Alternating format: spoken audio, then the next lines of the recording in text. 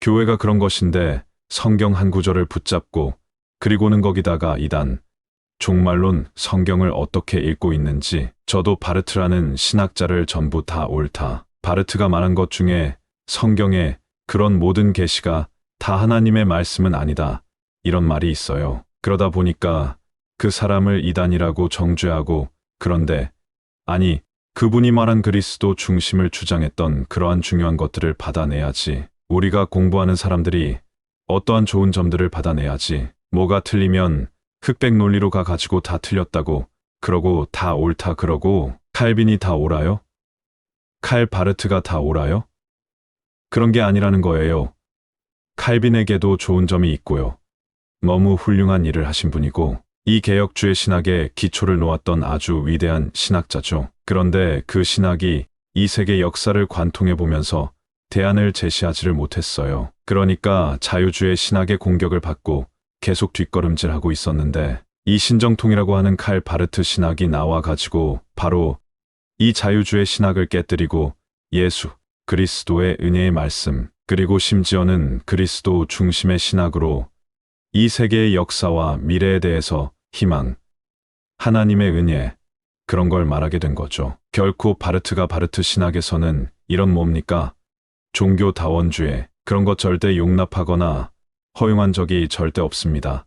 예수 그리스도의 십자가의 구속의 은혜, 만이 그리스도의 그 은혜만이 구원의 역사를 가져온다. 아주 중요한 말을 한 거예요. 그러니까 왜 정통주의라 그러냐? 구정통주의의 17세기, 18세기, 17세기의 신학을 복구했다. 그래서 신정통이라는 그런 거 아닙니까? 그런 걸 우리가 좀 내다보고 신학을 하시고 공부하는 목사님들은 좀 그런 편협한 시각을 좀 버리고 배울 게 뭔가 이걸 알아야지. 저는 본래요, 거기 칼 바르트 신학하는 칼 바르트는 좀 이단이라고 정죄하는 그런 신학교에서 저는 공부를 했어요. 제가 많은 선생님들에게 도움을 받았어요. 그런데 저에게 결정적으로 도움을 주신 분은 만나지도 보지도 못하고 내가 배워본 적이 없는 칼 바르트 교수의 책을 읽다가 도움을 받은 거예요. 그리고 칼 바르트 강연하는 교수라든가 그런 분들을 통해서 그러다 보니까 저도 이런 걸 말씀하게 되었는데 저는 이런 논쟁이라든가 이렇게 가는 게 아니고요. 다만 예수 그리스도의 은혜의 말씀, 생명의 복음을 앞장 세워야 된다는 것을 저는 강조하는 사람이에요. 그러니까 여러분들이 마음폭을 넓혀가지고 칼 바르트가 뭘 말했는지 원문도 봐보고 그래가지고 좀 가교를 뭔가 배울 수 있는 건 배워야지 안 받을 것은 안 받고 모든 게 흑백 논리로 가면 안 되는 거지요. 흑백 논리, 정치인들도 흑백 논리에 가 그러면 안 되지. 김대중 대통령이 훌륭한 점은 그분이 그렇게 많은 저쪽의 사람들의 박해를 받고 그랬지만 그쪽에 있는 사람들을 등용하고 비서실장으로 쓰기도 하고 이종찬 인가 하는 분도 본래 그 안기부 그런 쪽의 분이에요. 그런데도 그런 분들과 다 함께하고 또 김종필 이런 분들도 함께하고 그리고 그 포항제철 설립하신 분 박태준 그분 그런 분이랑 다 함께해서 했고요. 물론 그분도 완전할 수가 없겠지요. 그러나 동서 간의 화합, 정치 보복하지 않겠다. 그러면서 자기와 성향이 틀린 사람도 등용하고 쓰고 이렇게 되는 거예요. 세상의 정치도 그런데 우리가 예수님에 대해서 타협하는 게 아니고 예수님에 대해서 좋은 점이 있다면 받아들일 것은 받아들이고 아닌 것은 안 받으면 되고요. 흑백 논리 가지고 전부 다 틀렸다. 이단이다. 극단적으로 가는 거요. 그러니까 좀 안타깝습니다.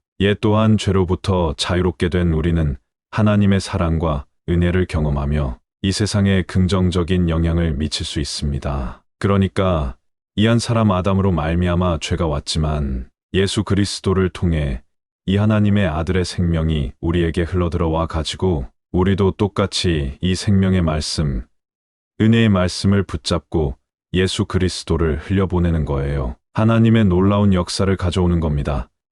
이러한 일을 하는데 여러분의 그러한 가정뿐만 아니라 여러분이 속한 그러한 직장, 그리고 이러한 정치계 안에, 어떠한 교육계 안에, 또 그가 어떤 사업을 하는 분이고, 또 어떤 경제 활동을 하고, 그러한 모든 큰 기업을 운영하는 분이라면 이 세상에 긍정적인 영향을 미칠 수가 있는 거예요.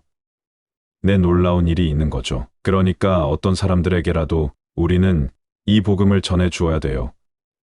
그래서 저는 요 진짜 삼성그룹의 그런 큰 그룹의 장들, 그런 분들에게도 어떤 가까운 사람이 있다면 하나님의 사랑과 하나님의 은혜를 전달을 해줘야 해요. 그들이 예수님을 받아들이게 되면 그 기업이 새로워지고 그들이 이 나라를 위해서 일하는 것도 그냥 기업의 이윤만이 아니라 우리 민족, 우리나라의 백성들을 유익하게 하는 그런 기업이 하는 거예요. 그래서 한 사람 한 사람이 예수 그리스도의 이러한 사랑과 은혜를 깊이 경험하고 이 세상에 하나님의 아들 예수 그리스도의 빛과 그 영광을 가져오는 그러한 사람들이 된다는 거예요. 그래서 하나님께서는 이 모든 사람들에게 이러한 은혜를 흘러가기를 원하시는 거죠. 잔절한 게 아니고요. 이제 제가 말씀을 오늘 길게 했는데요. 죄에 대한 것, 구원에 대한 것은 아담은 죄와 관계하고 예수 그리스도는 구원과 관계합니다. 그런데 죄라고 하는 것은 죽음을 가져오게 되고 하나님의 생명에서 떠나게 됩니다. 하나님과의 단절을 가져오게 되고 그 단절을 가져온 것이 결국은 영적인 죽음을 가져와요. 그래서 결국 이 세상을 살기는 사는데 아무리 추구해봐도 죽음으로 끝나게 되고 이제 하나님의 심판에 앞에 서야 될 비참한 그러한 인생으로 우리가 그렇게 나타날 수밖에 없는 거예요. 그런데 우리 예수님은 그 아담이 가져왔던 그러한 모든 문제를 다 끌어안고 율법 아래 오셔서 율법 아래에 있는 모든 인간 이스라엘 민족에게 율법을 주신 것은 합법적으로 하나님께서 아담 안에 있는 온 인류를 구속하시기 위한 그런 것입니다. 그래서 이스라엘 민족에게 율법을 주셨지만 온 인류가 이 율법의 하나님의 심판 아래에 있는 거예요. 근데 이 율법 아래에 우리 예수님이 오셔서 율법의 모든 의로운 요구를 다 이루시고 합법적으로 그 아담이 가져왔던 죄의 문제를 다 해결하고 죄값을 다 지불해 버린 거예요. 그리고는 그 죄값을 지불했다는 그런 증거로서 부활하신 거예요. 왜? 죄값은 사망인데 죄값이 지불이 안 됐다면 사망에서 풀려나올 수 없잖아요. 사망이니까. 그런데 우리 주님은 죄가 없으신 그분이고 그분은 사실은 창조주 하나님이세요.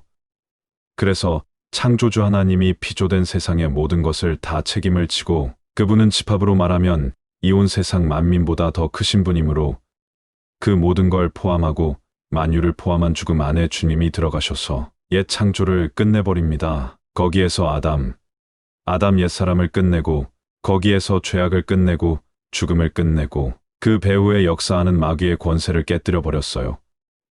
그리고 마귀의 모든 것은 예수 그리스도 앞에서 무너져 버린 거예요. 무장해제가 된 겁니다. 그의 권세가 완전하게 깨어진 겁니다. 그리고 이 세상도 그리스도의 그러한 새 생명의 새 창조의 역사 안에는 감당할 수가 없는 거예요. 그래서 이기는 자가 나오는 거예요. 바울처럼 그 배후에 그 뒤에 이어서 계속 이 생명의 역사가 이어져와 가지고 여러분에게 이 생명의 복음, 은혜의 복음이 전달이 된 겁니다. 그런데 그 주님이 자기의 몸 된 교회를 일으켜서 그리스도 안에서 이 생명의 역사가 믿는 자, 개인뿐만 아니라 우리 개인과 그 가족들, 구성원들과 그 사회와 나라와 민족과 세계와 모든 역사에 우리 주님의 그 사랑과 은혜가 흘러가도록 역사하고 있다는 거예요. 주님의 교회 안에서 할렐루야, 거기에 저와 여러분이 포함된 겁니다. 여러분, 하나님께서 여러분을 사랑하시고 있습니다. 여러분 가정에 하나님의 그 크신 사랑과 은혜와 축복하심이 함께 하시고 있습니다. 감사합니다.